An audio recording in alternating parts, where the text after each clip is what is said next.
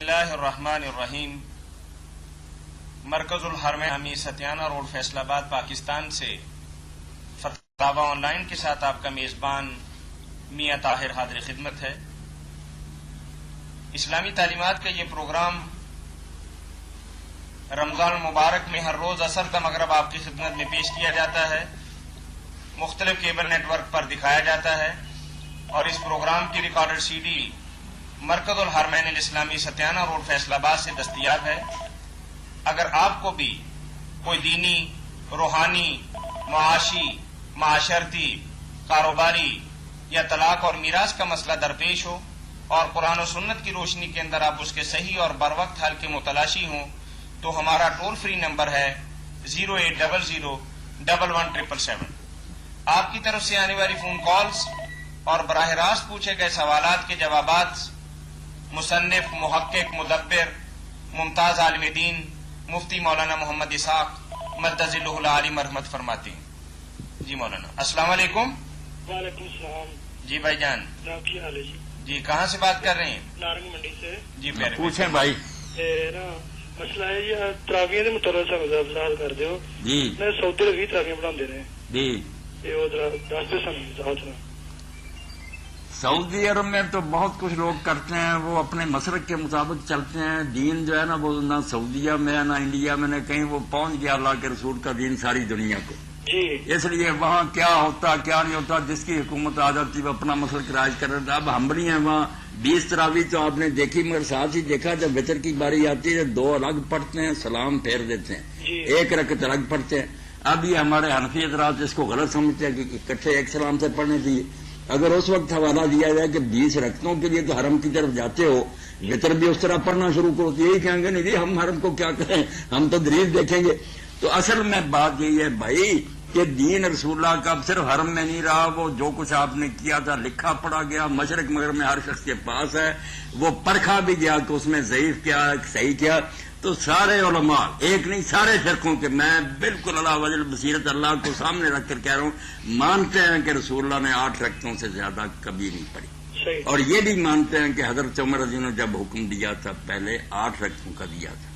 باقی اس کے ساتھ یہ بھی ٹھیک ہے کہ ان کے دور میں ہی لوگوں نے اپنے طور پر پھر یہ سمجھ کے کہ اتنا لمبا قیام 100 آیتیں ٹھہر ٹھہر کے پڑھنا، لاٹھیوں کا سہارا لیتے تھے، خون اتر آتا تو انہوں نے کہا یار نفلوں کا معاملہ یہ کوئی فرض ہے کہ بڑھائے گھٹائے نہیں جا سکتے، رکعتیں بڑھا دو، آیات کی تعداد 1 رکعت میں کم کر دو، آسانی سے رکوع سجود سے نا ٹانگوں کو آرام مل جائے، کوئی بری بات نہیں تھی۔ پھر آگے چل پڑے، 20 پر نہیں رکے، یہ تو جس کا جی چاہتا ہے ایک بات پر جم دیتا نا۔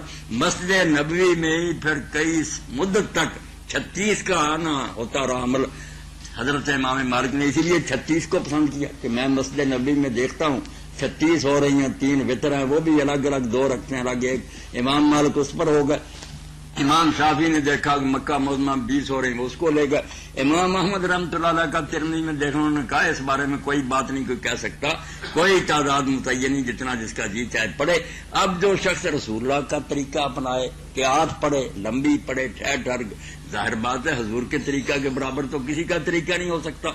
جو صحابہ کا طریقہ لے گا اس کو 20 رکعت اگر وہ پڑھتا ہے، 36 پڑھتا ہے، اس سے زیادہ بھی نیک لوگوں پڑھی، ہم برا نہیں کہیں گے، مگر ساتھ یہ بھی ضروری ہے کہ وہ اس طرح پڑھے جیسے اللہ رسول نے صحابہ نے بتایا، ٹھہر ٹھہر کر، قرآن مجید بھی ٹھہر کر پڑھے، بے شک تھوڑا پڑھے، جیسے پڑھ رہے ہیں آپ خود انصاف سے کہیں اللہ کو سامنے رکھ کر کہ اس پر ثواب ملے گا، یا جیسے حضور نے 3 مرتبہ ایک آدمی کو کہا تھا جا جا کر دوبارہ نماز پڑھ، تو نے نہیں پڑھی۔ جو حال ہے مسجدوں میں کس طرح قطر قطر کر قرآن پڑھتے ہیں، اس سے تو اندیشہ کہیں عذاب نہ ہو جائے، تو پڑھنی جتنی جی چاہے پڑھیں، مگر سکون سے، تعدیل ارکان سے، خشوع خضوع سے پڑھیں، پھر تو کوئی بات نہیں، ساری رات بھی ہے۔ ورنہ اگر صرف تعداد پوری کرنی ہے اور وہ 8 چھوڑ کر 4 کے برابر بھی نہیں تو کیا فائدہ؟ یہ بحث و مناظرہ کی بات نہیں، جو بھی نفل بات کی جائے وہ شوق سے کی جائے، پیار اور محبت سے کی جائے، جس کو اللہ قبول کرے۔ اب میرے بھائی بتائیں نا۔ نہیں، مقصد یہ ہے پوچھنے کا کہ مسجد نبوی میں کتنی رکعتیں پڑھتے ہیں؟ مسجد نبوی میں بھی اب اتنی ہے کیونکہ ہمبلی حکومت ہے نا، 20 ہی وہاں 20 اس لے گا۔ مگر جب امام مالک نے ہوش سنبھالی تھی 1 صدی میں، اس وقت انہوں نے دیکھا کہ یزید کے دور سے بھی پہلے سے واقعہ ہرا سے قبل سے 36 رکعتیں مسجد نبوی میں ہو رہی، یعنی حضور کے بعد 50 سال بھی نہیں گزرے تھے کہ مسجد نبوی میں 36 شروع ہو گئی. اب اماموں نے یہی کیا، جس نے اپنے شہر میں 36 دیکھی اس نے 36 کو کہا کہ یہی ٹھیک ہے. باقی خود امام مالک کا دیکھیں فتویٰ اور احتیاط، انہوں نے کہا لوگ جتنی جی چاہے پڑھتے رہے، میں وہی پڑھوں گا جو رسول اللہ نے پڑھی، اور جس پر حضرت عمر نے لوگوں کو جمع کیا تھا 8 شخص، وہ اکیلے گھر میں 8 ہی پڑھتے تھے. اس لیے اب بھی جو دیوانہ ہے نا حضور کی پیروی کا، جیسے شیخ عبداللہ محدث دہلوی رحمۃ اللہ علیہ فتح المنان میں لکھتے ہیں حنفی ہوتے ہوئے کہ حضرت عمر بن عبدالعزیز کے زمانہ میں بھی سلف میں سے کچھ لوگ تھے جنہوں نے کہا ہم نہیں رکھتے دیکھیں گے، ہم نبی علیہ السلام کا اسوہ دیکھیں گے. وہ 11 ہی پڑھتے تھے، 3 وتر اور 8 رکھتے ہیں. اس لیے بات تب میاں محبت کی ہے کہ جس کو حضور سے محبت ہو کہتا میں رکھتے نہیں گنوں گا، کس کی زیادہ نہیں، میرے آقا کا جو طریقہ میں اس کو پسند کروں. یہ مولانا یار خان گجراتی رحمۃ اللہ نے، دیوبندیوں نے، سب نے مانا ہے کہ حضور نے واقعی 8 ہی رکھنے پڑی.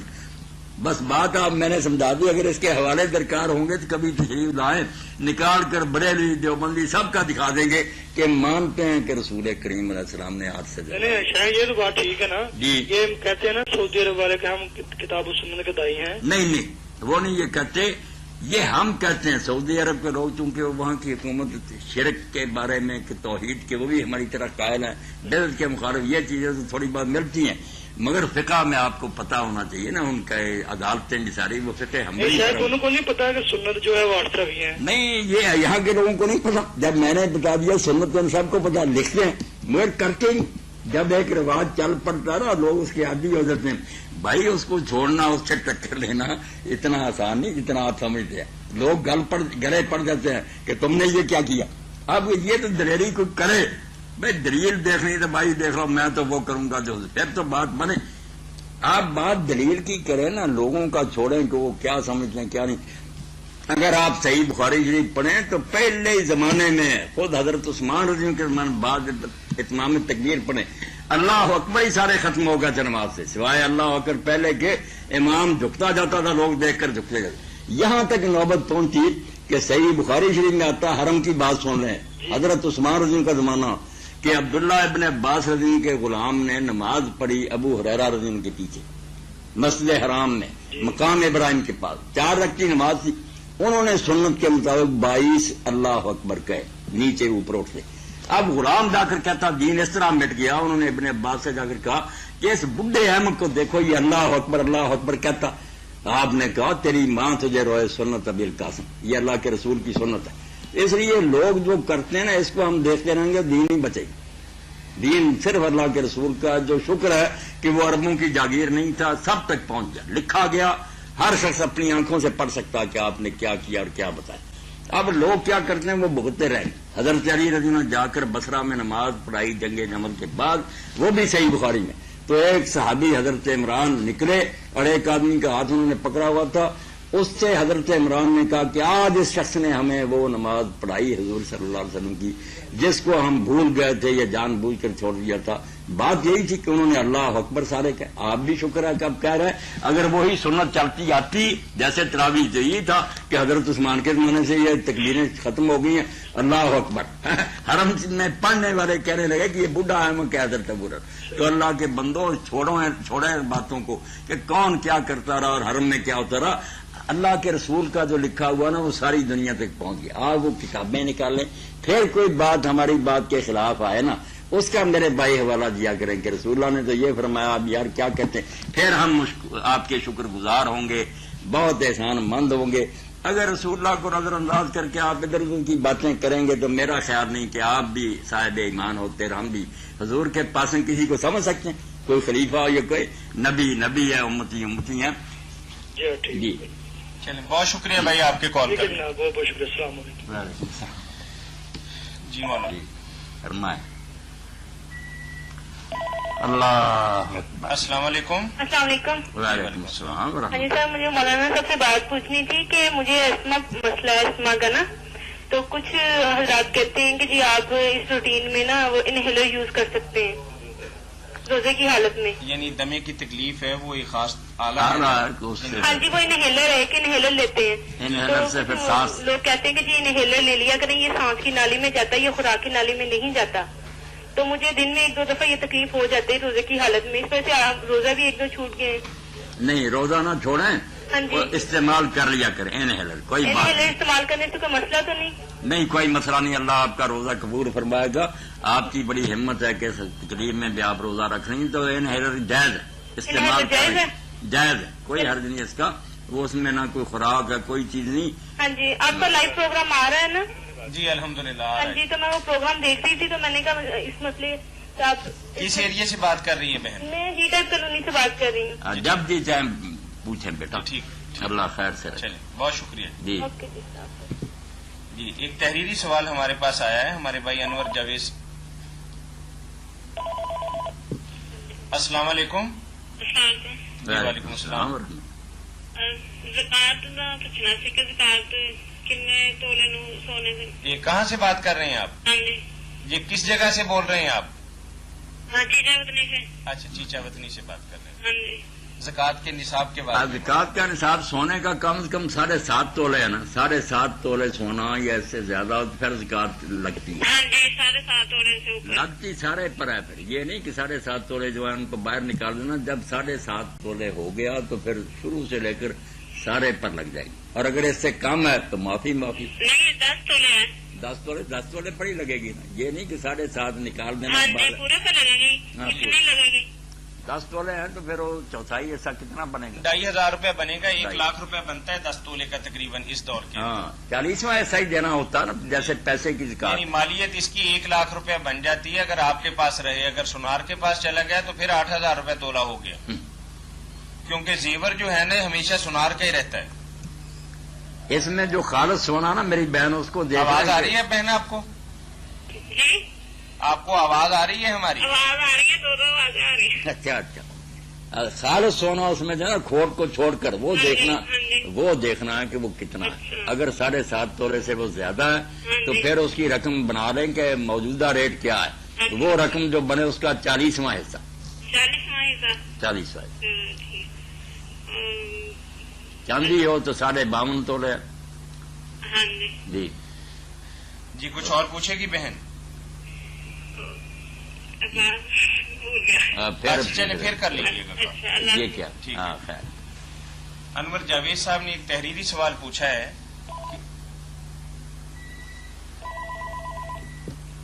السلام علیکم.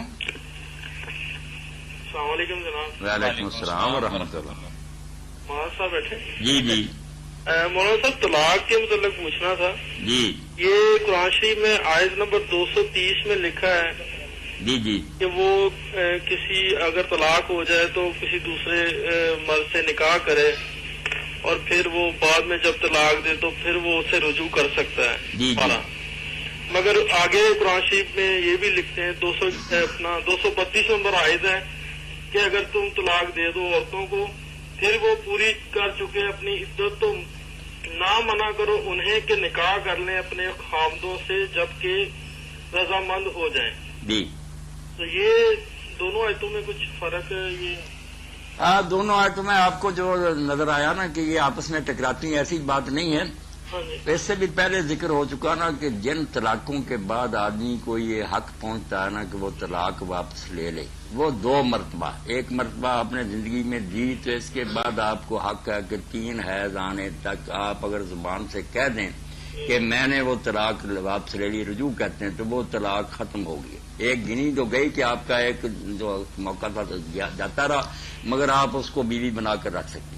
اور اگر آپ نے دوران عدت رجوع نہ کیا، 3 حیض گزر گئے، تو پہلی طلاق سے یا دوسری سے پہلا نکاح ختم ہو گیا.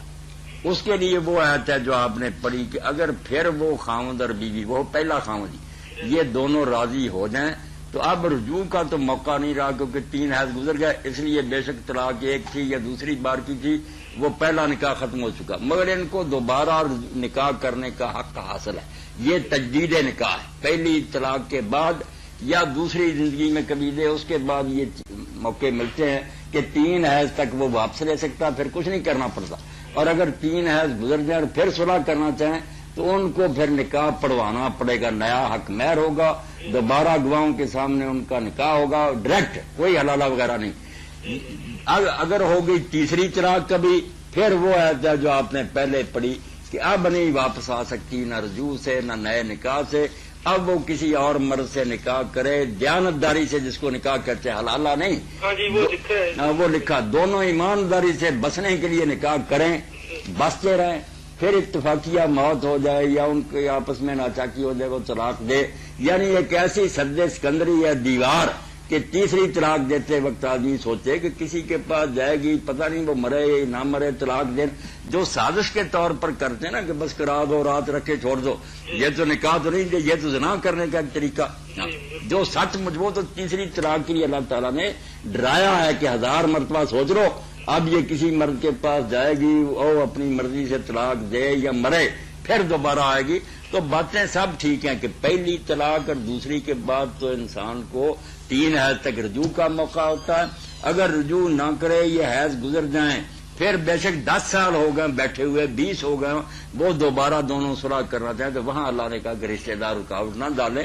جب وہ دونوں راضی ہو گئے تو دوبارہ آپس میں نکاح کر لیں. اگر تیسری دے چکا ہو، پھر وہ پہلا مسئلہ ہے کہ کسی کے گھر بسے، وہ طلاق دے یا مرے. تو ایسے تو ساری اپنے اپنے جگہ ٹھیک ہے. 3 طلاقوں کے بعد وہ ہوگی کہ کسی سے نکاح کرے، اور پہلی اور دوسری کے بعد یہ دوسری آیت ہوگی کہ 3 حیض تک رجوع، ورنہ دوبارہ آپس میں صلح کر کے نکاح کر سکتے. جی بہت شکریہ. ہاں، بڑی خوشی ہوئی. اللہ فضل فرمائے. جی بھائی انور جاوید صاحب نے سوال پوچھا کہ ہماری مسجد. جی السلام علیکم. وعلیکم السلام. جی بھائی جی. زکات کا پہلے آپ سے پوچھا تھا، ہاں، ٹھیک ہے، اتنی سے تو تولے کا ریٹ 10,000 اور 600 ہے، ہاں تو 1 تولے کا، تو اس میں سے کتنی زکات نکلے گی 10,000 اور 600 میں سے؟ آپ ایسا دیکھیں نا کہ 10,000 یہ تو اندازے والی بات ہے نا، بالکل 100% تو ہم نہیں بتا سکتے نا. ہاں جی. آپ کا کوئی تقریباً 1,02,000 روپیہ بن جائے گا. یہ ابھی چلیں 1,06,000 روپیہ بنے گا، 2,700 روپیہ بنتا ہے بہن آپ کا. 2700 من. 2,700 روپیہ. ہیلو، ہاں جی. آپ ایسا کیا کریں جب فون کرتے ہیں نا تو ہمارا وقت آپ کی طرف بڑا قیمتی ہے، پہلے صلاح مشورہ کر کے فون ایک ہی دفعہ کیا کریں، ہاں جی. بات کے درمیان نا ایک دوسرے سے پوچھا کریں. ٹھیک ہے حرج نا جی؟ ہوتا نا بہت زیادہ حرج ہوتا ہے. 2700 2,700 روپیہ بنتا ہے جی آپ کا. 2700. 2,700. جی 2,700 روپیہ. ٹھیک ہے. جی چلیے اللہ بہت شکریہ. قبول فرمائے. جی انور صاحب نے کیا لکھ کر بھیجا؟ جی انور صاحب نے لکھ کر بھیجا ہے کہ ہماری مسجد میں جو قاری صاحب ہیں، چونکہ اب لوگوں نے فرض کر لیا ہے کہ تراویح کے اندر کال لے لیں. السلام علیکم. وعلیکم السلام. مولانا بیٹھے نہیں؟ جی جی، بیٹھے جی. بیٹھے. سوال کرنا. جی کریں سوال. سوال یہ کرنا سی کہ وضو کیتا جاوے تو بعد وچ ناخن اتارے جان، وضو ٹوٹ جائے گا کہ نہیں؟ نہیں، کوئی نہیں ٹوٹتا. ناخن اتارے جائیں، سر کے بال مڈا دیے جائیں، نہ نئے مسا کی ضرورت ہے، بس وہ سب کچھ ٹھیک ہے. ہاں جی. درست ہی درست ہے. وضو نے کدھر جانا؟ وضو تو توڑنے والی کوئی چیز ہوگی تو وضو ٹوٹے گا. ناخن اگر اتروا دیے یا حجامت بنوا لی، اس سے وضو کا کچھ نہیں بگڑا. اصغر بول رہا ہے. ہاں جی. اصغر بول رہا. ہاں جی اصغر بول رہے اصغر ہیں. بول رہا. اللہ خیر سے رکھے، مہربانی. اصغر صاحب آئے نا کسی دن افطاری ہمارے ساتھ کریں. انشاءاللہ. جی ٹھیک ہے. السلام علیکم. وعلیکم السلام. وہ کہہ رہے ہیں کہ اب لوگوں نے فرض کر لیا کہ تراویح کے اندر قرآن کریم ختم کرنا ضروری ہے. اب جب یہ فرض کر لیا تو اس کے لیے مختلف ہیلے بہانے طریقے ایجاد کر لیے. اب یہ بھی ایک نیا طریقہ ایجاد کر لیا کہ فجر میں بھی 1 پاؤ پڑھ لیں، اور عشاء کی نماز جو ہے اس میں بھی 2 رکوع پڑھ لیں. اب 10 رکوع باقی رہ کے 8 تراویحوں میں پڑھ لیے. کیا ایسا کرنا درست ہے؟ یہ انور صاحب کا سوال ہے. درست نہ درست کی تو بات نہیں، اس سے پتہ یہ چلتا ہے کہ یہ لوگ کس مصیبت میں پھنسے ہوئے. خود ہی اپنی طرف سے ایک بات گھڑ لی کہ رمضان شریف میں قرآن ختم کرنا سنت ہے. حالانکہ میں کسی پچھلے پروگرام میں بتا چکا ہوں کہ امام مالک اور سارے کہتے ہیں کہاں ہے سنت ختم کرنا قرآن. جی بات جاری رکھیں. اب اس کو پورا کرنے کے لیے نا یہ ہیلے بانے کا، اس سے پہلے نہیں ہوتا تھا، تراویح میں ہی ختم کرتے تھے. اب کچھ فرضوں میں کرنے لگے، کچھ فجر میں کرنے لگے. یہ مصیبت اپنے لیے سمجھتے ہیں کہ بہت سر پر آئے، اتار کر اس کو کسی طرح پھینکے. توبہ توبہ. کیوں ایسا کرتے ہیں؟ اگر کرنا تو پھر تراویح میں ہی سارا ختم کریں شروع سے آخر تک، فرضوں میں الگ اپنا پڑھتے رہیں. وہ ساتھی بتا رہا تھا کہ میں عشاء کی نماز میں شامل ہو گیا، میں نے ٹائم دیکھا کہ یہ جماعت ہے فرضوں کی. انہوں نے اس میں اتنا لمبا شروع کیا کہ ہم پھر سوچنے لگے اور گھڑیاں دیکھنے لگے نماز میں ہی کہ کہیں غلطی تو نہیں لگ گئی، ٹائم بدل گیا ہو، یہ تو تراویح ہو رہی، مگر تھے وہ فرض. یہی بات تھی جو انور صاحب لکھتے ہیں کہ کچھ فرضوں میں ختم کرتے ہیں، کچھ تراویح میں ختم کرتے ہیں، مذاق ہی بنا رکھا. فما راؤہا حق رعایت، ایک بات نکال لی، اب اس کو نبھا بھی نہیں رہے. السلام علیکم. وعلیکم السلام. امین صاحب خیریت ہے؟ امین صاحب خیریت ہے؟ پوچھیں. یہ میں نے پوچھنا تھا کہ اپنا اس طرح ابتلا کی گھڑی آئی ہے، مصیبت اتنی بڑی ہے قوم پہ، اللہ اکبر، انا للہ. تو اس موقع پہ ہم لوگوں کو کیا کرنا چاہیے؟ مسلمان لوگوں کو، ہم بہن بھائیوں کی مدد کے لیے میکسیمم نہیں کرنا چاہیے؟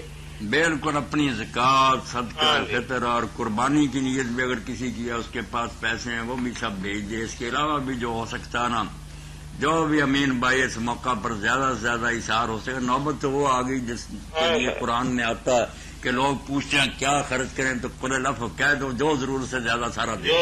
یہ ہنگامی حالات اس قسم کے پیدا، مکان نہیں رہے، لاشیں پڑی ہوئی ہیں، بدبو پھیل رہی ہے، پتہ نہیں کیا، اور قیامت آیا ان کے دفن کرنے کا سامان نہیں. اور کئی علاقے تو ایسے ہیں کہ وہاں ابھی تک پہنچا ہی نہیں گیا، پتہ ہی نہیں کہ وہاں کیا اشر ہوا لوگوں. اور جب ہم چاہیں تو بستیاں کی بستیاں الٹا دیتے ہیں. بس اللہ تعالیٰ مرنے والوں پر رحمت فرمائے، بخشے، اور لوگوں کو توفیق دے. کچھ معلوم تو ہوتا ہے کہ لوگ بیدار ہوئے، دے رہے ہیں، لوگ دینا چاہیے، کپڑے، دوائیاں ہو رہا ہے، لیکن ابھی پہنچانے کا مسئلہ ہے کہ وہاں پہ پہنچایا کیسے جائے. بس آپ دیں نا سارے لوگ، اس کے بعد انشاءاللہ پہنچنے کا بھی سامان ہوگا. اللہ تعالیٰ توفیق دے، جو دل پہنچا رہے ہیں انہیں بھی توفیق دے کہ وہ بھی اس امتحان میں صحیح ثابت ہوں. یہ نہ ہو کہ کئی لوگ اس موقع پر لوٹنے والے بھی اٹھ کھڑے ہوتے ہیں کہ ہم اکٹھے کر رہے ہیں پہنچائیں.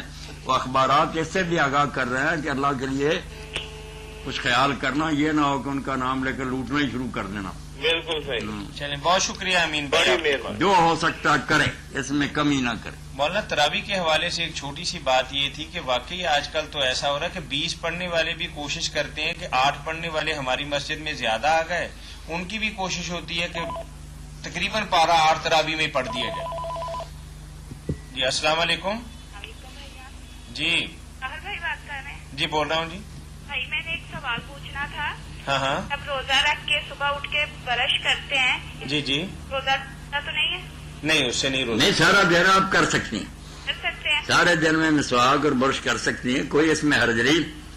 تو ایک بھائی اور سوال تھا کہ جب یہ ہے نا کیا کہتے ہیں ان کو، یہ الٹی آتی ہے، ہلکا سا ڈکار آتا ہے اور گلے میں سے واپس چلا جاتا ہے، کچھ لوگ کہتے ہیں اس سے روزہ ٹوٹ جاتا ہے. نہیں، اگر الٹی آئی اور باہر نکل گئی اس سے بھی نہیں ٹوٹتا، اور اگر ہلک میں آئی اور پھر فوراً اسی وقت لوٹ گئی، موقع ہی نہیں میرا باہر پھینکنے کا، پھر بھی کوئی حرج نہیں. ہاں اگر گلے میں آئے اور آدمی موقع پائے کہ اس کو باہر پھینک سکتا تھا مگر اس نے کچھ دیر روکے رکھا پھر نکل گیا، پھر اس نے غلط کام کیا، وہ تو کھانے کی طرح ہی ہو گیا نا. اگر خود بخود لوٹ گئی کوئی حرج نہیں، اور باہر نکل گئی تو بہت ہی اچھا ہو گیا. اسے نے روزہ نے کیا خراب ہونا، روزہ بالکل ٹھیک ہے. اور یہ آپ کی اب کیبل میڈیا کام پہ کیوں نہیں چل رہی بھائی؟ میڈیا کام پہ کل سے انشاءاللہ آج BCN پہ آ رہی ہے، 53 نمبر چینل پہ آ رہی ہے. چلے ٹھیک ہے. ٹھیک ہے، اللہ خیر کرے. جی السلام علیکم. تو اب ان کی بھی کوشش یہ ہے کہ 8 والوں کو دبا لیں، ادھر ساری جو وہ ٹائم بھی ہے کہتے ہیں پورا کہ سنا کے بھی جو آئیں گے. بالکل طاہر صاحب وہ بھی کہتے ہیں کہ جو چلاکی انہوں نے کی ہے کہ 8 پڑھ کر چلے جائیں گے، اس کی سزا انہیں دیں کہ 8 میں اتنی پڑھ دیں کہ یہ آئندہ کی یہ توبہ کریں کہ اگلی مسجد میں نہیں جانا، داؤ نہیں کامیاب ہوا، سارے مکاریاں کر رہے ہیں، چلاکیاں. توبہ اس کی بجائے کیوں نہیں کرتے کہ شب پڑھ کر آرام سے سو جائیں، السلام علیکم. وقت اٹھ کر اپنے نفل پڑھیں، اللہ راضی رسول راضی، بہترین وقت ہے. فتاوا آن لائن. جی فتاوا آن لائن. بھائی جان میں آسیہ بات کر رہی ہوں. جی بھائی جان میرا مسئلہ یہ ہے کہ میں یہ پوچھنا چاہ رہی تھی کہ جیسے یہ زلزلے کے لیے لوگ امداد اکٹھی کر رہے ہیں نا، ہاں تو ہمارے پاس فی الحال دینے کے لیے کچھ نہیں، لیکن ہم میں جذبہ اتنا کہ ہم لوگ چاہ رہے تھے کہ ہم بھی ہے نا ان کے ساتھ مل کے ان کے لیے کچھ فنڈ وغیرہ جمع کرتے. جی تو کسی نے مجھے بتایا کہ نہیں، ایسا کرنے سے آپ لوگوں کو گناہ ہوگا کیونکہ آپ لوگوں کے پاس خود دینے کے لیے کچھ بھی نہیں ہے. تو میں یہ پوچھنا چاہ رہی تھی کہ اگر ہم اس کام کے لیے جائیں تو کیا آیا ہمیں گناہ ہوگا؟ نہ، کیوں گناہ ہوگا. آپ اگر پیٹ کاٹ کر کچھ دیں گی، اگر دے سکتی ہیں وہ بھی اللہ کے یہاں قبول ہوگا. اگر نہیں آپ خود دے سکتی، اکٹھا کر رہے ہیں اور وہی اس مہم میں دیں، وہ بھی اللہ تعالیٰ آپ کو اجر دے گا، دینے والوں کو بھی دے گا، آپ کی کوشش کا جو اجر ہے ان سے بھی زیادہ ہوگا. تو آپ ضرور کوشش کریں جہاں جہاں آپ کا اثر ہے اس کے لیے لوگوں کو توجہ دلائیں. لوگ کیوں رکاوٹیں ڈالتے ہیں؟ اب تو ہر شخص کے لیے ضروری ہے کہ جتنا اس کے بس میں ہے اپنے پاس سے بھی دے، لوگوں کو بھی توجہ دلائے. اس مصیبت کے موقع پر بھی اگر اپنے بھائیوں کی ہم نے خبر نہ لی تو کیا اسلام ہے، کیا ہمارے روزے. اس لیے آپ بے فکر ہو کر نا کوشش کریں، کچھ تھوڑا بہت دے سکتی ہیں، تب بھی نہیں بھی دے سکتی ہیں. آپ کی یہ خواہش اور آپ کا جذبہ ہی اللہ کے ہاں بڑا قابل قبول ہے. وہ جنگ تبوک میں جب آپ نے اعلان کیا کہ لوگوں دو، تو صدیق اکبر سارا لے آئے، حضرت عمر آدھا لائے، حضرت عثمان رضی نے کتنا دیا. تو اس وقت جو ابو عقیل انصاری رضی عنہ تھے ان کے پاس کچھ نہیں تھا.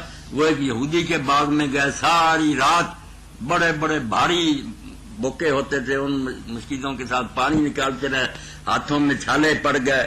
ایک سوا کھجوریں ملی، وہ لا کر انہوں نے حضور کی خدمت میں پیش کر دی. آپ نے کہا یہ جتنا ڈھیر ہے لوگوں کا سب پر یہ بخیر دو، ان کی برکت سے وہ سارا صدقہ قبول ہوگا. جو اس نے محنت کی ہے کہ ساری رات بیچارہ ہاتھوں میں چھالے پڑ گئے، یہ چند کھجوریں مزدوری ملایا. اس لیے جو ہے نا اپنی طرف سے آدمی کی نیت اور خواہش، اللہ کیا اس کی قدر ہے، رقم نہیں وہ دیکھتا.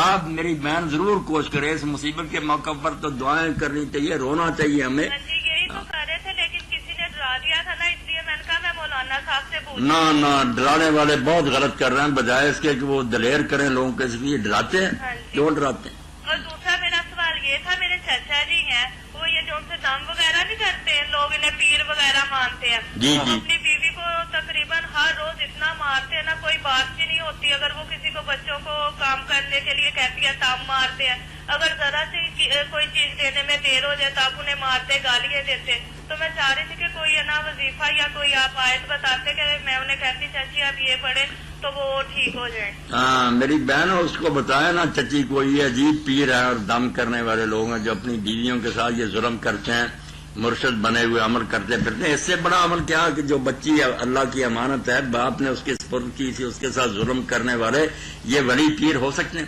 تو اس کو چچی کو یہ بتائیں کہ وہ میری بہن نا 45 بار 40 اور 5 45 جو ہے نا، اتنی بار الحمد شریف بسم اللہ الرحمن الرحیم سے لے کر نا یہ 7 آیتیں پڑھ کر جو گھر میں چینی اور نمک استعمال ہوتا ہے نا کچن میں، اس پر دم کرے. وہ پیر صاحب بھی کھائیں گے سالوں میں وہ نمک وغیرہ کیا کہتے کہ مجھ پہ کسی چیز کا اثر نہیں ہوتا؟ نہیں ہوگا، نہیں ہوتا تو پھر اللہ کی لعنت اس پر پڑ گئی ہے، اور کیا کہہ سکتے ہیں، ورنہ نیک آدمی پر تو اثر ہونا چاہیے. ہاں جی چلے ٹھیک. تو 45 بار پڑھ کر نا یہ دم کریں. جی مولانا، جاہو منصب کے حوالے سے ایک بھائی نے سوال کیا ہے کہ جاہو منصب جو ہے وہ ایک فتنہ ہے، اقتدار کا طلب کرنا، جیسے حضرت مالک ابن انس رضی اللہ تعالیٰ عنہ کی روایت سے بھی ثابت ہے. پھر حضرت یوسف علیہ الصلوۃ والسلام نے عمارت کیوں طلب کی تھی کہ اجعلنی علی خزائن الارض انی حفیظ علیم. یہ مالک بن انس رضی اللہ کی کون سی روایت ہے؟ اس کا کوئی حوالہ دیا؟ نہیں. کال لے لیتے ہیں پہلے. کال لے لیں. جی السلام علیکم. وعلیکم السلام. جی میں چچا سے بات کر رہی ہوں. جی جی ہمارے 3 مسئلے ہیں. ایک پوچھ لیجئے باقی کل. اچھا جی. باری باری سے نا سب لوگوں کی خواہش ہوتی نا، ایک پوچھنے آج میری بچی. اچھا جی کون سا ہے سوال؟ چلے. اچھا مالک بن انس کا تو پتہ نہیں انہوں نے کیا حوالہ دیا، کئی لوگوں کو پتہ بھی نہیں کہ انس بن مالک کا اور ہیں جو رسول اللہ کے ساتھ. اور مالک بن انس وہی ہیں جن کو امام مالک کہتے ہیں، وہ صحابی نہیں ہے، وہ فقہ کے ایک امام ہیں جیسے امام مالک. تو مالک بن انس یاد رکھنا چاہیے. یہ ایک دینی مدرسہ جو ہے نا ہمارے یہاں ایک جامعہ، وہاں کے استاد ایک مرتبہ میرے پاس آیا کہ میں نے شیخ الحدیثوں سے پوچھا ہے کہ یہ مشکات میں لکھا ہوا کہ مالک بن انس سے مرسل روایت ہے. یہ مالک بن انس صحابی جو ملتا نہیں کتابوں میں. میں نے کہا اللہ کے بندے صحابی ہے ہی نہیں، ملنا کیا تھا. اور آگے جب لکھا مرسلن، صحابی ہوتا تو مرسلن کیوں لکھتے؟ مرسلن تو اسی لیے لکھا ہے کہ یہاں صحابی کا نام نہیں اس روایت میں، امام مالک تابعی بیان کر رہے. وہ کہنے لگا یار کیسا عجیب حال کر دیا. اور میں نے پھر مرکات بھی ملا علی کی نکال کر دکھائی کہ مرسل تو اسی لیے کہا کہ صحابی نہیں. جی السلام علیکم. وعلیکم السلام. جی وعلیکم السلام. فتاوا آن لائن. جی فتاوا آن لائن. جی میں ایک سوال کرنا چاہتا ہوں. جی کریں. جی میرے پاس کچھ زیورات ہیں، ان کے اوپر میں ہر سال نا زکات دیتا ہوں. جی جی. تو اس دفعہ یہ ہے کہ مجھے میں نے ایک موٹر سائیکل کی نا بکنگ کروائی تھی، ابھی تک وہ مجھے ملا نہیں ہے. मोटरसाइकिल की। जी जी। हाँ हाँ। ये ना मैंने 28,000 रुपये ना सर्व किया है, वहाँ पे डिपॉजिट करवाया मैंने। तो दूसरा उसके साथ आई वर्ड वालों के पास। जी हाँ जी जी जी। माशाल्लाह। तो दूसरा ये है कि मैंने एक लोन लिया है। हाँ हाँ। तो मैं ये पूछना चाहता हूँ कि जेवरात के ऊपर तो मैं ज़कात देता हूँ, इन दो चीजों के ऊपर भी मुझ पे ज़कात वाजिब होती है जी? आपका भाई जज्बा और आपकी जो बात है वो तो बहुत अच्छी है, लेकिन आपका जो तरीका कार है वो तो सारा ही सूदी है। आई वर्ड वाले आपसे 28,000 रुपए लेकर 3 माह के बाद 40,000 की मोटरसाइकिल देंगे। जी जी। वो 12,000 रुपए आप पर क्यों खर्च कर रहे हैं? नहीं, हम तो उनसे एक चीज ले रहे हैं ना। वो नहीं, आप ले रहे हैं ना, मैं एक ही बात कर रहा हूँ ना। मैं जानता हूँ उनको, फारूक साहब थे, अब वो अलहदा हो गए, मिल्लत चौक की तरफ चले गए, कई बंदे इस काम में आ गए हैं। जी जी। पहले भी हमारे पास सवाल आए थे, मैं खुद भी उनके पास गया था। जी जी। कि 28,000 रुपए आप किसी बंदे से लेते हैं। जी जी। और 3 माह के बाद जी जी। 37,000 रुपया या उसके लगभग की आप मोटरसाइकिल लेके देते हैं। जी जी। ये 12-13,000 रुपए उस बंदे पर आप क्यों और किस लिए और किस मद से खर्च करते हैं? सही है जी। ये तो सीधा साधा सूद वाली बात है। यानी आप माशाल्लाह ज़कात भी देना चाहते हैं और दूसरी तरफ थोड़ा गलत भी कर रहे हैं। बाकी ज़कात तो आप देंगे ही, लेकिन ये दोनों चीजें आप ये कारोबार ना करें तो ज्यादा बेहतर है। बाकी आप बताएं मौलाना। अच्छा, दूसरी ये कि जो लोन, ये बात वाज़ेह हो जाए ना मेरे भाई। होती है जी, लोन की क्या बात फरमा रहे? लोन जो आपने बैंक से लिया है, ये 1-2 दिन पहले लिया है जी। लिया क्या आप उस पर मुझे ज़कात वाजिब होगी जी? लोन पर? जी जी। हाँ, वाजिब है उसमें। सोना जो आपके पास है, जेवर, उस पर भी वाजिब है। मैं दे ही रहा हूँ, लेकिन ये है कि कुछ दिन पहले मैंने लोन लिया है, हफ्ता हुआ जी, मैंने लोन लिया है, वो अपने डिपार्टमेंट से लिया है।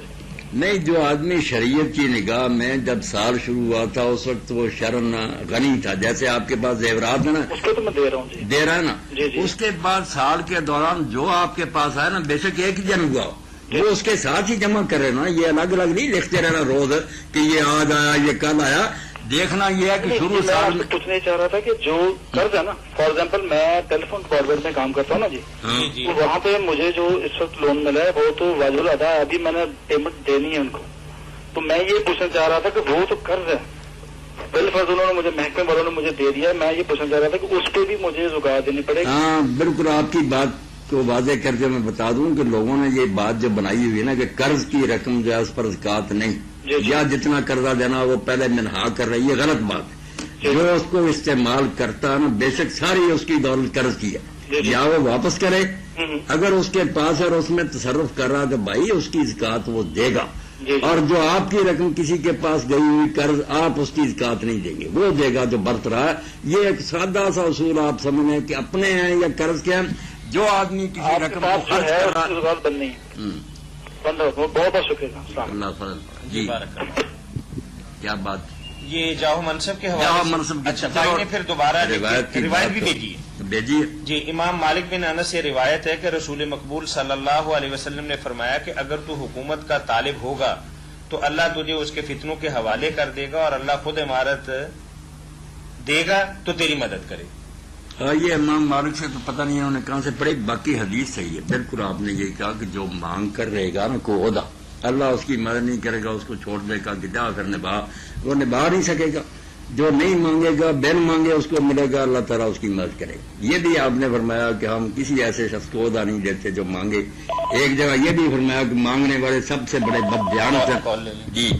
अस्सलाम वालेकुम। वालेकुम अस्सलाम जी भाई, कितना बात है कि अगर शहरी रोजा रख के मुफ्ती साहब ना जी जी जी जी बैठे ना आप जी, रोजा रख के अगर औरत नो किसी बहन दी नू मसलन के मेंसेस आ जान, आया कि वो कोई टाइम दी लिमिट है भाई सुबह दे होवे या दोपहर आ जान तो उसका रोजा बाकी रह सकता है?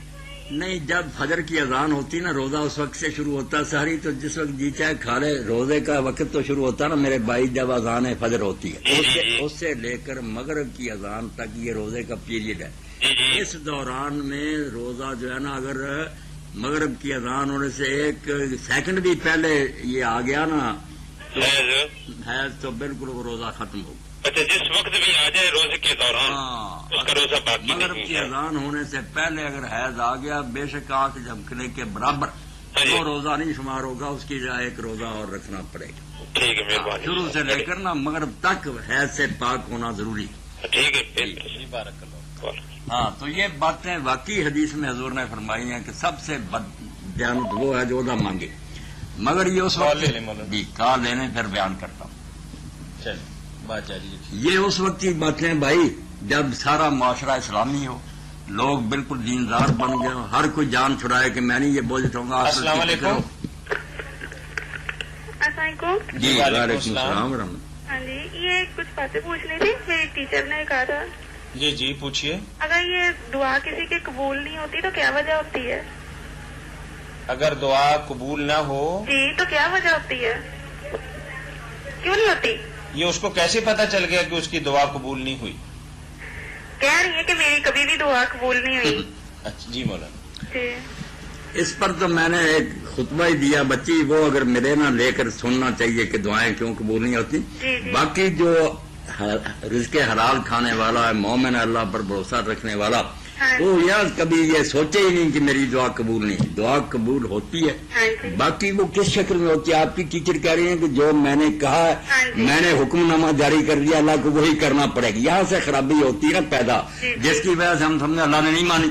نہیں، آپ یہ سمجھیں جیسے اللہ کے رسول علیہ السلام نے فرمایا کہ آپ نے درخواست دائر کر دی، اب اللہ اس پر کاروائی ضرور کرے گا. اس کو قبول کرنا کہتے ہیں. کس شکل میں کرتا؟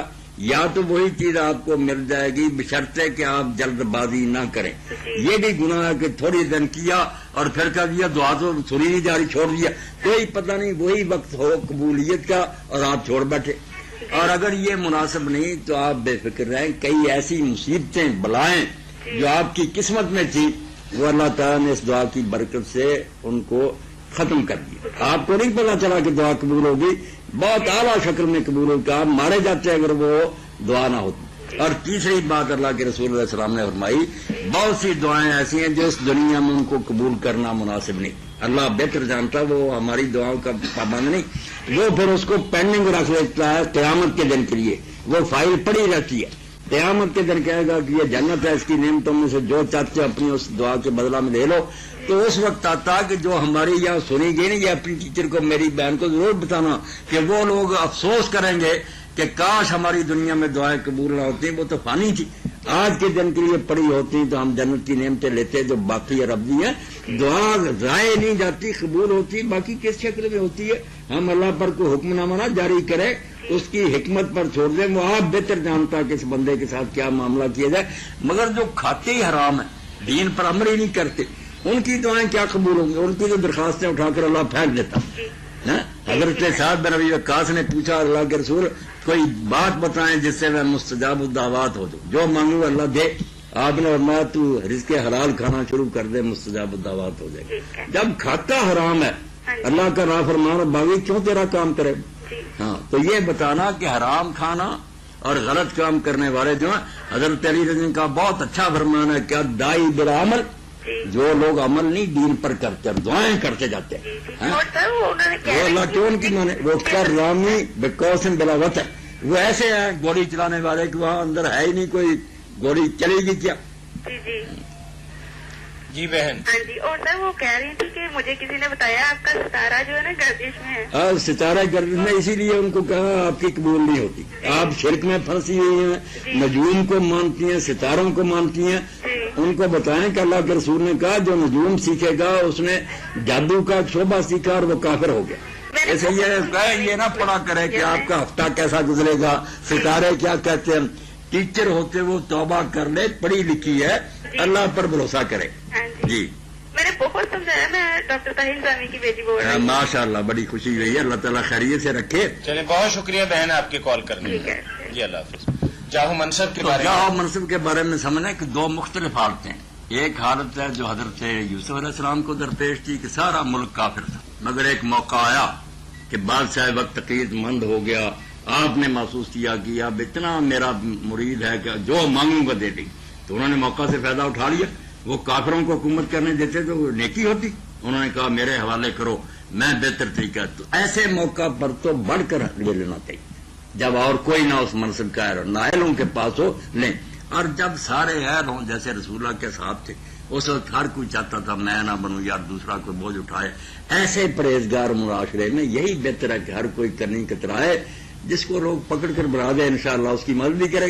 دیکھنا تو یہ کہ سارا گندا ماحول ہے, ایک نیک آدمی نہیں آگے بڑھے گا, حرام زادے آگے ہو جائیں گے. وہاں یوسف علیہ السلام کی سنت پر عمل کرے, اور جہاں سارے ہی نیک ہوں اس سے بھی بہتر وہاں حرص کیوں کرے. اللہ سے ڈرتا, جان چھڑائے کہ میں نہیں قیامت کے دن حساب دے سکتا, کوئی دوسرا بوجھ اٹھا لے. تو دو مختلف حالتیں ہیں جن کے یہ حکم ہے. بات بالکل واضح اور صاف ہے کہ معاشرہ اگر سارا پاکیزہ ہے, بہتر سے بہتر آدمی پھر نہ کوئی حرص کرے, اور اگر سارے گندے ہیں اور ایک نیک آدمی کو موقع ملتا کہ میں اگر یہ ڈرائیونگ سیٹ پر بیٹھ جاؤں تو لوگوں کو نیکی کی طرف لے جاؤں گا, یہ تو اپنے آپ میں وہ دیکھے نا کر نہیں سکے. جی السلام علیکم. جی مولانا, نبی کریم صلی اللہ علیہ وسلم کے حوالے سے ایک بھائی نے سوال پوچھا ہے کہ السلام علیکم. السلام علیکم. جی وعلیکم السلام. مولانا صاحب بیٹھے نا. جی جی ہلو, آپ پوچھیں بھائی. مولانا بیٹھے ہیں, فرمائیے کیا پوچھیں گے آپ مولانا سے؟ ایک مسئلہ پوچھنا تھا مولانا سے. تو پوچھیں نا بھائی, کب پوچھیں گے آپ؟ مولانا آپ کی بات سن رہے ہیں. آپ دیر کر دیتے ہیں نا, وقت حرج ہوتا ہے. اب سوچنے چلا کیا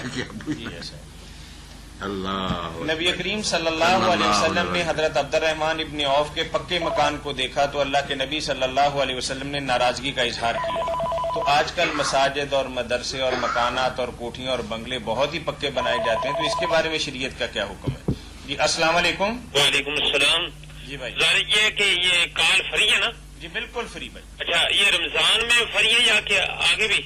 یہ رمضان کے علاوہ ہمارا پروگرام ہر اتوار کے روز ہوتا ہے جی, عصر سے مغرب تک. یہ پورے پاکستان سے فری ہے. اچھا انشاءاللہ. اپنے عزیز و اقارب جو فیصل آباد سے باہر رہتے ہیں نا, جی جی, ان کو بھی بتائیں کہ دینی رہنمائی حاصل کرنے کے لیے یہ فون نمبر ہے, عصر کے بعد اس پہ کال کریں, بالکل مفت ہے. اچھا, یہ تراویح کے متعلق کوئی کچھ کہتا ہے کوئی کچھ کہتا ہے, آیا کہ کون سی 8 ٹھیک ہے یا 20 ٹھیک ہے, یہ بتا دیں. ٹھیک دونوں ہی ہیں اگر کوئی اچھے طریقہ سے پڑھے, اور اگر 20 پڑھے جس طرح کے پڑھی جا رہی ہیں تو پھر تو اس سے بہتر ہے کہ سرے سے ایک بھی نہ پڑھے, نہ 8 پڑھے نہ 20 پڑھے, آرام سے سو جائے. نفل ہے, نفل پڑھتا پڑھتا گناہ نہ اکٹھا کر لے. مطلب یہ ہے کہ جو حفاظ کرام تیز پڑھتے ہیں اس کی بات آپ کر رہے ہیں. ہاں, یہ تیز جو پڑھتے ہیں, تیز بھی کیا پڑھتے ہیں کہ سوائے اس کے کہ آخری نون کا پتہ چلتا ہے کہ ورنہ کتنے ہوش سے بھی کھڑے ہوں نا, پڑھے لکھے بھی. اچھا, اللہ گواہ کوئی پتہ نہیں چلتا کیا صاحب اب کہاں پہنچے ہیں.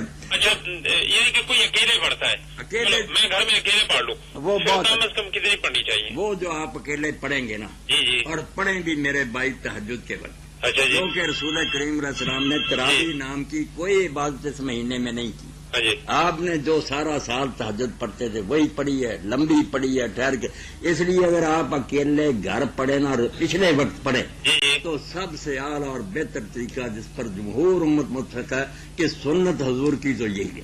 کتنی؟ 8 8 3 وطر اور 8 یہ 11 رکھ. اچھا جی, بہت باقی شکریہ زیادہ بھائی. کوئی پڑھے تو نفلوں کو برا نہیں کہا جا سکتا, مگر پڑھنا اچھے طریقہ سے چاہیے. ٹھیک ہے سر, میں باہر جا رہا ہوں. جی ٹھیک ہے.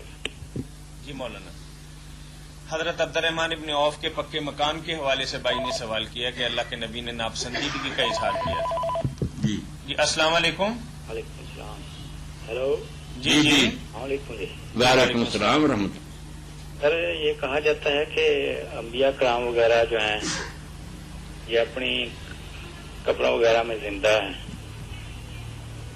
اچھا, تو کیا یہ روایت صحیح ہے؟ بات ساری کھول کر بیان کریں نا کہ آپ کیا پوچھنا چاہتے ہیں. ہم پوچھنا چاہتے ہیں کہ کہا جاتا ہے کہ حضور صلی اللہ علیہ وسلم نے صلی فرمایا اللہ علیہ وآلہ وسلم کہ جی. انبیاء کرام اپنی قبروں میں زندہ ہیں اور اپنی نمازیں بھی پڑھتے ہیں. تو جب حضور نے فرمایا اور صحیح سند سے یہ ثابت ہو گیا تو بھائی ہمیں اس پر کیا شک ہو سکتا ہے. ہم تو پھر یقین کرتے ہیں کہ اللہ کے رسول نے برک فرمایا, اور صحیح مسلم نے یہ تو عام اصول آپ نے بیان فرمایا کہ الانبیاء حیان فی قبورہم یصلون. حضرت موسیٰ علیہ السلام کا تو الگ ذکر صحیح مسلم میں موجود ہے نا کہ میں ان کی قبر کے پاس سے گزرا شب معراج تو وہ کھڑے نماز پڑھ رہے تھے. تو جو کچھ اللہ کے رسول نے بتایا ہم اس کو مانتے ہیں, مگر اس سے آگے جو نتیجے نکالے جاتے ہیں نا کہ وہ یہاں گھومتے پھرتے ہیں, لوگوں کی حاجتیں پوری کرتے ہیں, دعائیں سنتے ہیں, یہ کام تو زندگی میں بھی نہیں کرتے تھے. اب کیا کرنا ہے, بات یہ ہے جو خراب ہے, ورنہ زندہ تو آپ دیکھیں نا میرے بھائی کہ انبیاء علیہ السلام تو بہت اونچے ہیں نا, ورنہ قرآن تو کہہ رہا کہ فرعون اس کی جماعت بھی جو ہے نارو یورزون علی غدو وعشیہ، ان کم بختوں کو بھی صبح شام جہنم دکھائی ہے. زندہ تو وہ بھی جوتے کھا رہے ہیں انبیاء کرام سے احترام سے علیہ الصلوۃ والسلام. تو زندگی تو موت کے بعد اگر نہ مانے نیک بد کی تو عذاب و ثواب قبر کا عقیدہ کہاں جائے گا؟ اس لیے بحث جو ہے نا کہ کیسے زندہ یہ نہیں ہم کر سکتے، وہ دنیا الگ ہے. جیسے روحیں جب پیدا کی تھی اللہ نے لستو بربکم، اس کو نہیں ہم سمجھ سکتے کہ جسم کے بغیر وہ روحیں کیا کی.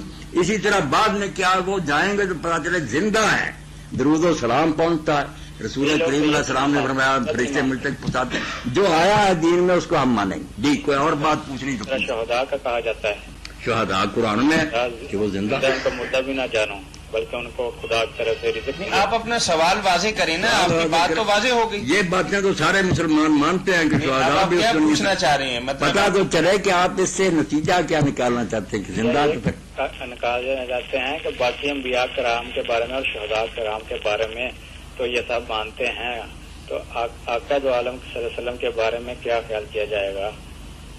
نہیں آپ کے لیے کیا خیال؟ انہوں نے بتایا کہ نماز پڑھتے ہیں، اپنی قبروں میں زندہ ہیں، تو انہوں نے بتایا اپنے بارے میں بھی ساتھ. آپ بھی انبیاء علیہ السلام کے سردار ہیں، اسی میں شامل ہے. آپ بات نہیں کھولتے کہ کیا بات ہے آپ کے ذہن میں. یہ بات تو آپ اپنے درود پاک کو خود سنتے ہیں وہاں پہ؟ نہیں، یہ نہیں ثابت. یہ روایت جو انتہا درجہ کی ضعیف ہے. وہاں بھی فرشتہ متعین وہی آپ تک پہنچاتا ہے، یہاں سے بھی فرشتے لے جاتے ہیں. صحیح بات یہ اگر آپ کہہ دیتے کہ میں سنتا ہوں، جیسے اس روایت میں آتا کہ جو میری قبر شریف کے پاس میں سنتا ہوں، یہ صحیح ثابت ہو جاتی تو ہم جیسے یہ مان رہے ہیں کہ زندہ نمازیں بھی، اس میں بھی ہمیں کیا تکلیف تھی، وہ نہیں سمجھن ثابت. بہت ضعیف ہے، انتہا درجے کی ضعیف. چلیے بھائی بہت شکریہ آپ کے کال کرنے کا. جی جی مولانا بات کیا ہو رہی تھی؟ عبد الرحمان ابن عوف کے پکے مکان کے حوالے سے. نہ تو حوالہ کوئی دیتا ساتھی کہ عبد الرحمان بن عوف کا کہاں پڑا انہوں نے کہ آپ نے اس کے پکے مکان کو ناپسند کیا. وہ ایک الگ واقعہ آتا ہے کہ حضور گئے اور آپ نے قبہ دیکھا، پکے مکان کی بات نہیں، گنبدوں والی عمارت دیکھی، اس کو دیکھ کر کہا کس کا یہ مکان ہے؟ تو لوگوں نے عبد الرحمان بن عوف کا وہاں نہیں آتا، کسی انصاری کا نام لیا تو آپ نے خاموشی اختیار کی. وہ بعد میں آئے ملاقات کے لیے تو آپ نے دھیان نہیں دیا اس کی طرف. تو اس نے لوگوں سے پوچھا کہ میرے بارے میں کوئی بات ہوئی؟ انہوں نے کہا ہمارے سامنے اور تو کچھ نہیں. ایک دن آپ گئے تھے محلے میں، وہ گنبد دیکھا تھا بس، اور کچھ نہیں فرمایا آپ نے. تو اس نے پوچھنا بھی نہیں تھا، جا کر وہ گنبد گرا دیا. حضور پھر ایک دن ادھر تشریف لے کر پوچھا وہ گنبد کا کیا بنا؟ انہوں نے کہا یا رسول اللہ وہ آیا تھا تو اس میں بے رخی ذرا محسوس کر کے ہم سے پوچھا. یہ واقعہ بیان کرتے ہیں لوگ، صحیح یہ بھی نہیں ہے، ضعیف ہے یہ بھی روایت. پکے مکان کوئی منع نہیں ہے دین میں، اپنی طرف سے نہ گڑا کریں بات. دیکھنا یہ چاہیے کہ لوگ بھوکے مر رہے ہیں اور پھر آدمی محل بناتا ہے، وہ بری بات. جیسے پچھلے دن میں نے بیان کیا نا، حلال کماؤ، درمیانہ طریقہ سے اپنی ضروریات پوری کرو اچھی سے اچھی، اور باقی جو امت کے لیے اس کو خرچ کرو دین کے لیے. یہ باتیں باقی اگر سب لوگ اچھے حالات میں، اللہ کرے ایسا وقت آئے کہ زکوٰۃ دینے والے گھومتے پھریں اور لینے والا کوئی نہ، اتنی خوشحالی آ جائے اسلام کی برکت سے، تو پھر محل بنانے چاہیے. پکے مکانوں کو آپ کہہ رہے ہیں، قرآن کی طرف آئے. سلیمان علیہ السلام کس محل میں رہتا تھا؟ شیشے کے محل. قرآن کہہ رہا پیغمبر. اس لیے کیوں اپنی طرف سے جعلی باتیں کر کر اسلام کو بدنام کرتے رہتے؟ اسلام نہیں روکتا، محل بنائے، دیکھیں کہ یہ تو نہیں. السلام علیکم. لوگ بھوکے مر رہے ہیں، ایک طرف بلڈنگیں بن رہی. جی السلام علیکم. جی مولانا بات اگر کوئی بات ہے نا تو بے شک آپ پوچھ لیا کریں. اگر حالات اچھے ہوں، لوگ خوشحال ہوں، تو بے شک اچھی کوٹھیاں بنائے، محل بنائے. وہ شیشے. السلام علیکم. سر ہم ممرد من خواری، اللہ کہتا مضبوط محل شیشوں سے جڑا ہوا. السلام علیکم. وعلیکم السلام. جی اچھا جی، میں ایک سوال پوچھنا چاہ رہا ہوں. جی یہ جو زلزلہ آیا ہے، لاہور سے بات کر رہے ہیں؟ ہاں جی لاہور. عثمان صاحب ہیں؟ ہاں جی عثمان جی. اچھا کیسے ہیں آپ؟ خیریے ٹھیک ٹھاک، مہربانی. اللہ خیر سے رہے. آپ کی کیسی طبیعت ہے؟ جی جی ٹھیک ٹھاک ہے. مفتی صاحب ہیں موجود ادھر؟ جی جی مفتی صاحب بیٹھے ہیں. جی فرمائیں نا. میں نے پوچھنا ہے کہ یہ زلزلہ جو ہے اس میں زکوٰۃ دی جا سکتی ہے؟ زکوٰۃ بالکل دی جا سکتی. بہترین مصرف ہے یہ زکوٰۃ کا کہ آپ اپنی زکوٰۃ اس مد میں خرچ کر دیں. اس سے بہتر اس وقت کوئی کام نہیں. جو حالات ہو گئے، مکان نہیں رہے، لاشیں بے گور و کفن پڑی ہے. بھائی عثمان، اس سے بڑھ کر کوئی نیک کام نہیں. اس وقت سارے لوگوں کو چاہیے اپنی زکات، بلکہ صدقہ فطر، اور اس کے علاوہ بھی جو کر سکتے ہیں نا. کل لفظ والی بات ہے کہ ضرورت سے زیادہ جو ہے دینے کا وقت آ گیا. بیچارہ سارا ملک جو ہے مصیبت میں آ گیا. ٹھیک ہے جی، ٹھیک ہے. اچھا جی، بہت اچھا. دوسرا ایک اور سوال ہے. جی جی. یہ وطر میں جو دعائیں قنوت پڑھتے ہیں اس کے ساتھ امام صاحب اور دعائیں ملاتے ہیں، کہیں یہ صحیح ہے؟ یہ صحیح ہے، اس میں کوئی حرج نہیں. اچھا. قنوت میں آپ اکیلے بھی پڑھے نا تو جتنی جی چاہے دعائیں ربنا آتنا ربنا، جتنا آپ کا دل چاہے. جی جی. ابن ماجہ شریف میں رسول کریم علیہ السلام کی ایک دعا جو آپ نے سکھائی تو وہ راوی کہتا کہ مجھے اتنی پسند آئی کہ میں اس کو قنوت وطر میں پڑھتا ہوں. بہت پیاری، رب آئنی ولا تعن علی وانصرنی ولا تنصر، لمبی ہے، میں نے ٹکڑا پڑھ لیا. وہ کہتا اتنی پیاری یہ دعا مجھے لگی ہے کہ میں قنوت میں پڑھتا ہوں. یہ کون سی کتاب کیا بتایا آپ نے؟ ابن ماجہ شریف. اچھا. کوئی پابندی نہیں، علماء امت سب متفق ہیں کہ قنوت صرف آجزی سے دعا کرنے کو کہتے ہیں، کسی مخصوص دعا کا نام نہیں. جتنی جی چاہے آپ پڑھ سکتے ہیں. ٹھیک ہے جی، بہت بہت شکریہ. عثمان بھائی، آپ کے علم میں ہے کہ ہمارا پروگرام آج کل ہر روز عصر سے مغرب ہوتا ہے؟ ہاں جی، مجھے پتا ہے جی. اس کا اللہ خیر سے یاد رکھا کریں نا دعاؤں میں. اللہ برکت دے. السلام علیکم. وعلیکم السلام. عبد المجید چغتائی صاحب آپ کے بڑے چاہنے والے ہیں، پروگرام میں بھی تشریف لاتے ہیں. جی. تو ان کا 2-3 دن پہلے سے لکھا ہوا ایک سوال ہمارے پاس پڑا ہے. جی جی السلام علیکم. السلام ورحمۃ اللہ. جی جی. مولانا صاحب صاحب سے بات کرنی تھی. جی کریں. اصغر صدیقی بول رہا ہوں جی. جی سر ایک سوال یہ ہے پہلا جی. کہ میرے پاس ایک پلاٹ تھا تو رمضان سے پہلے میں نے جو ہے نا وہ سیل کر دیا، تو اب اس کے جو پیسے ہیں وہ بینک میں جمع ہے. تو اس کا یہ سوال یہ ہے کہ کیا اس پر جو ہے نا وہ پلاٹ میں نے مکان کی نیت سے لیا تھا تو اس پہ زکوٰۃ فرض ہے؟ صدیقی صاحب، اس سے پہلے بھی آپ کے پاس کچھ اس کے علاوہ رقم تھی سال کے دوران جس پر زکوٰۃ فرض تھی؟ اگر تو تھی تو پھر اس کو بھی اس میں ملا کر دینی پڑے گی نا. بے شک آج ہی آپ کے پاس یہ رقم آئی ہے. تو اگر آپ پہلے شریعت کی نگاہ میں صاحب نصاب نہیں تھے اور اسی وقت آپ کے پاس یہ رقم آئی تو پھر کوئی بات نہیں، پھر اگلا سال آئے گا تو آپ پر زکوٰۃ فرض ہے. دیکھیں کہ پہلے تو کوئی رقم پہلے ایسے نہیں تھی جس پر زکوٰۃ لگتی تھی. اگر ہو تو پھر تو جو نئی دولت حاصل ہو اسی میں شامل کی جاتی ہے. یہ نہیں دیکھا جاتا کہ آج آئیے کل آئیے. سال کے دوران بے شک جس وقت مرضی آئے، اگر پہلے اس کے پاس نصاب ہے تو اس نصاب میں وہ سب شامل ہوتے جائیں. جی. اچھا، دوسرا سر سوال اسی طرح کا ہے کہ پہلے جو میں نے کوئی بزنس شروع کیا تھا تو کچھ پیسے میرے سرکل میں جو ہے وہ چل رہے ہیں، تو وہ 4-5 لاکھ کے قریب وہ بھی ہیں پیسے. تو وہ جو سرکل میں پیسے ہیں جو لوگوں کے پاس ہیں تو اس کی زکوٰۃ جو ہے نا اس کے بارے میں بھی نہیں، اس کی صدیقی صاحب آپ پر زکوٰۃ لازم نہیں. جی. اس کی زکوٰۃ آپ پر فرض نہیں. جو دوسروں کے پاس ہے نا، بے شک وہ مل بھی سکتے ہیں پیسے، مگر اگر آپ نے وہ نہیں وصولے تو اس پر زکوٰۃ وہ ان کو دینی چاہیے جو برت رہے ہیں نا ان پیسوں کو، ان پر زکوٰۃ فرض ہے، آپ پر فرض نہیں. قرض کے بارے میں یہ ذہن آپ صاف کر رہے ہیں کہ آپ نے اگر کسی سے قرض لیا ہوا اور واپس نہیں کر رہے تو آپ پر ہی یہ زکوٰۃ کی لائبلٹی ہوگی، آپ کو دینی پڑے گی. یہ نہیں ہوگا کہ قرض کی رقم اب میں منہا کروں، یا واپس کر دیں یا زکوٰۃ جب برت رہے ہیں وہ پیسے تو اس کی دے. اور جو آپ کے پیسے دوسروں کے پاس ہو نا اس کے لیے آپ فکر مند نہ ہو، وہ زکوٰۃ دیں گے ان کی. جو استعمال کرے کسی مال کو اس پر زکوٰۃ فرض. جی. تیسرا سوال یہ ہے کہ کوئی خاتون اگر رمضان المبارک میں جو ہے نا وہ روزے رکھنے کی نیت سے جو ہے نا وہ مینسز کو جو ہے نا وہ روکنا چاہے، کوئی دوائی استعمال کرنا چاہے تو کیا اس کو اس کی اجازت ہے؟ یہ خواہ مخواہ کا طلبہ اجازت تو ہے ہی کہ اگر وہ ایسا کرے گی اور ہم نہیں آئیں گے مینسز تو ہم یہی کہیں گے کہ اس یہ روزے ٹھیک ہیں. جیسے حج میں بھی یہ بیچاری ایسا کرتی ہیں، مگر ہے تو صدیقی صاحب فطرت سے جنگ نہ بے. اگر آ رہے ہیں دن تو آنے دے، اس سے کوئی بیماریاں نہ پیدا ہو جائیں، رکاوٹیں ڈالنے سے بعد میں نتیجے آتے ہیں نا سامنے، تو نہیں ایسا کرنا چاہیے. کوئی بات نہیں، 2-4 چھوٹ جائیں گے تو بعد میں سال پڑا ہے اس میں 1-2 کر کے رکھ لیں. جی. کام تو عبادت کا ہے نا، جب اللہ تعالیٰ نے خود گنجائش آپ کے لیے رکھی ہے کہ عام دنوں میں رکھ رہے ہیں رمضان جتنا ثواب ملے گا، تو پھر کیوں غیر فطری عمل؟ یہ غیر فطری عمل جتنے نا ان کا نقصان بعد میں. صدیقی صاحب بہت شکریہ آپ کا. بہت خوشی ہوئی. جی. عبد المجید چغتائی صاحب کا سوال یہ ہے کہ بڑی بڑی ملوں، فیکٹریوں اور کارخانوں والے بینکوں سے سود لیتے ہیں. جی السلام علیکم. جی مولانا شاہ صاحب ذرا کل کروا دیں. جی جی فرمائیں آپ. جی محمد یونس بول رہا جی، میں شالمان ٹاؤن تو. جی. عام طور سے سارے علماء کرام ان خطبے دے تھوڑا زور دیتے ہیں، قیامت والا دن نفسی حضرت ابراہیم یہ کہیں گے نفسی نفسی، حضرت موسیٰ صاحب نفسی نفسی کہہ جان گے تے سارے نبی علیہ الصلوۃ والسلام کہن گے امتی امتی دے سارے معاملے حل ہو جان گے. یہ سارے انبیاء کرام اپنی امت چھڑ جان گے.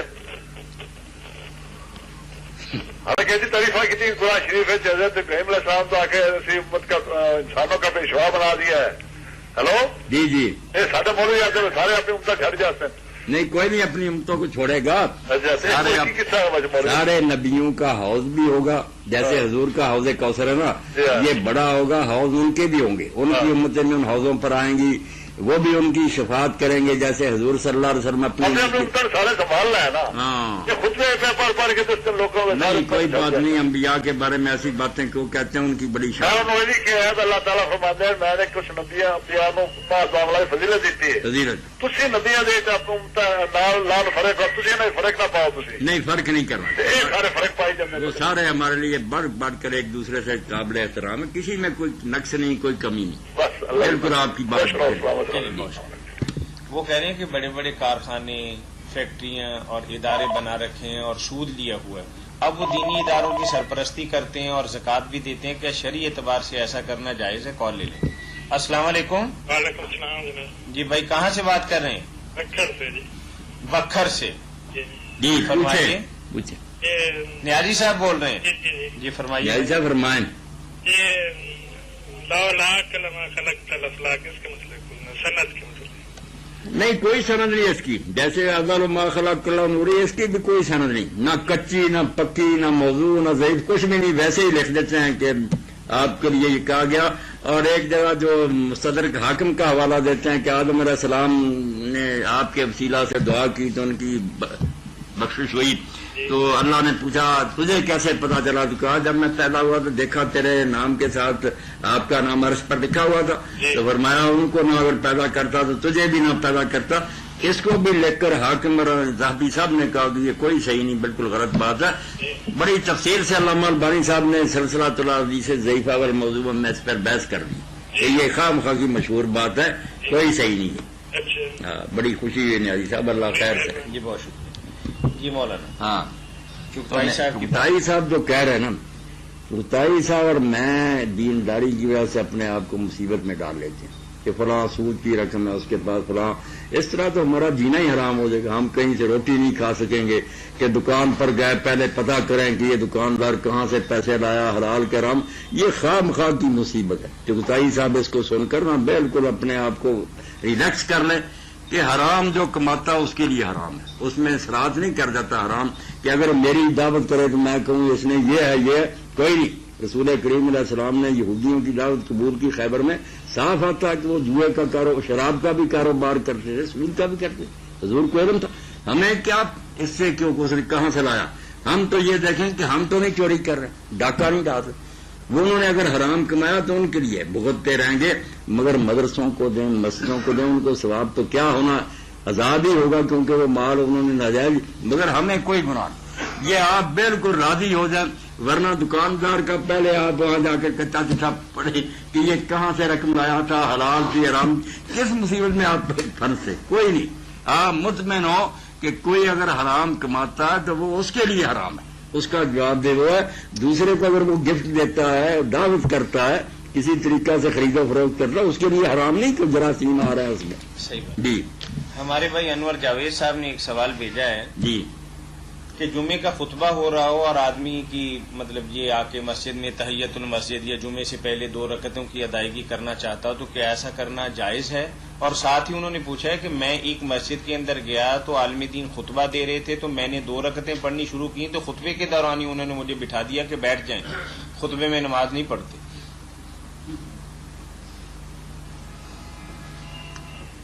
ہاں وہ میرے بھائی نے مروان کی سنت پر عمل کیا. ترمذی شریف میں یہی آتا ہے کہ حضرت ابو سعید خدری رضی اللہ تعالیٰ عنہ مسجد میں گئے تو یہ گورنر تھا مدینہ میں اس وقت حضرت معاویہ رضی اللہ عنہ سے. تو حضرت ابو سعید نے 2 رکعتیں شروع کر دی. اس نے سپاہی بھیجے, وہ پکڑ کر بٹھا رہے مگر یہ نہیں بیٹھے. بعد میں لوگوں نے کہا ابو سعید ہمیں تو نظر آتا تھا کہ وہ تو کوئی نقصان پہنچاتے, پر میں جو جی چاہتا کرتے رہتے. میں لوگوں کی وجہ سے رسول اللہ کی سنت چھوڑ لیتا. میرے سامنے حضور نے کہا تھا کہ جب کوئی مسجد میں آئے مسجد میں آئے، ایک واقعہ تھا نا، ایک شخص آیا، وہ بیٹھ گیا، حضور نے کہا تم نے پڑھی ہے کہ نہیں؟ اس نے کہا نہیں پڑھی، آپ نے پڑھا، اور پڑھ اس میں تو بہانے بنا لیتے ہیں کہ وہ غریب تھا، حضور دکھانا چاہتے تھے، خام خواہ کے پڑھتے ہیں۔ مگر یہ صاف کلیئر حدیث ہے کہ اذا جاء احدکم المسجد والامام یخطب، جب تم میں سے کوئی مسجد میں آئے اور امام خطبہ دے رہا تو نہ بیٹھے جب تک وہ 2 رکعتیں نہ پڑھے، اور پڑھے مختصر، لمبی نہ شروع کرے، صاف۔ اس کے بعد چونچ رہا کی تو کوئی گنجائش نہیں، ضد کرتے رہے تو ہم اس پروگرام کے روح رواں، مربی اور سرپرست، مصنف، مدبر، محقق، سب کو ساتھ لے کر چلنے والے، اور آپ کی طرف سے آنے والی فون کالز اور براہ راست پوچھے گئے سوالات کے جوابات دینے والی معروف علمی شخصیت مفتی مولانا محمد اسحاق مدد ذلہ علی کے شکر گزار ہیں۔ اس کے ساتھ ہی اس پروگرام کے میزبان میاں طاہر کو کل تک کے لیے